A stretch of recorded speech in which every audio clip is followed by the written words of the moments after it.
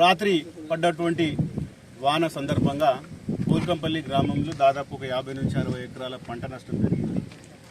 గతంలో వానాకాలంలో కూడా ఇదే ప్రాంతంలో దాదాపు 150 ఎకరాలు పెద్ద ఎత్తున నష్టపోయిన రైతులందరూ కూడా. ఎందుకంటే అప్పుడు వానాకాలం ఉండే, వానాకాలంలో అకాల వర్షం వల్ల ప్రతి రైతు ఇక్కడ దాదాపు ఈ గ్రామంలో, ఈ మండలంలోనే హయ్యెస్ట్ పంట నష్టం జరిగింది ఇదే గ్రామంలో. దాదాపు ప్రతి ఒక్క రైతు కూడా ఆ టైంలో అన్ని పెట్టుబడులు అయిపోయినాయి, పంట చేతికొచ్చే సమయంలో నష్టం జరిగింది. మరి అప్పుడు కూడా ప్రభుత్వం మరి వచ్చి అందరు ఎవరు నష్టపోయారో వాళ్ళని వివరాలు తీసుకుపోయారు, కానీ వాళ్ళకు ఒక చిల్లి గవ్వ కూడా, 1 రూపాయి కూడా ఇప్పటివరకు ఇవ్వలేదు. ప్రతి రైతు కూడా అప్పుడు దాదాపు 25 నుంచి 30 వేల రూపాయలు పెట్టుబడులలో నష్టపోయారు.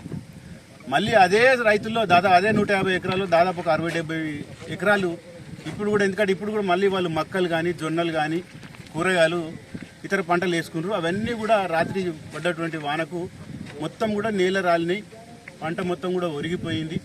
కూరగాయలు కూడా అన్నీ కూడా, క్యాబేజీ కానీ, ఈ టమాటా కానీ వచ్చినటువంటి పూత అంతా పోయింది, కాసినటువంటి పంటలు కూడా అన్నీ నష్టపోయింది. కాబట్టి ఇప్పటికైనా ప్రభుత్వం, గతంలో కూడా వాళ్ళకు 1 రూపాయి నష్టం పరిహారం ఇవ్వలేదు.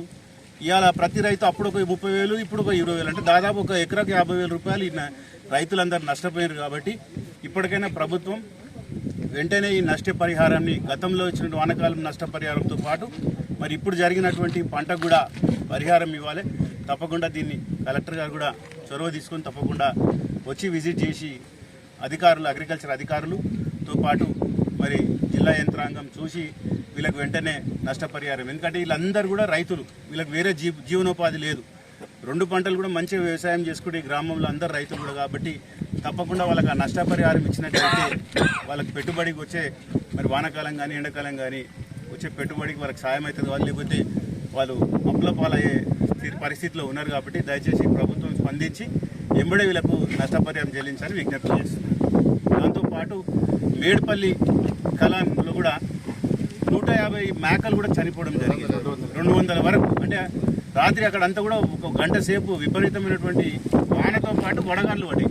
ఆ వడగాన్లకు మేకలన్నీ కూడా ఇతర ప్రాంతాల నుంచి మేపుకొని వచ్చి కొత్తపల్లి గ్రామం ఉన్నటువంటి రైతులు వచ్చి దాదాపు 200 మేకలు కూడా చనిపోవడం జరిగింది. కాబట్టి దాన్ని కూడా మరి యానిమల్ హస్బెండరీ ఎంఆర్ఓ వరకు చెప్పడం జరిగింది.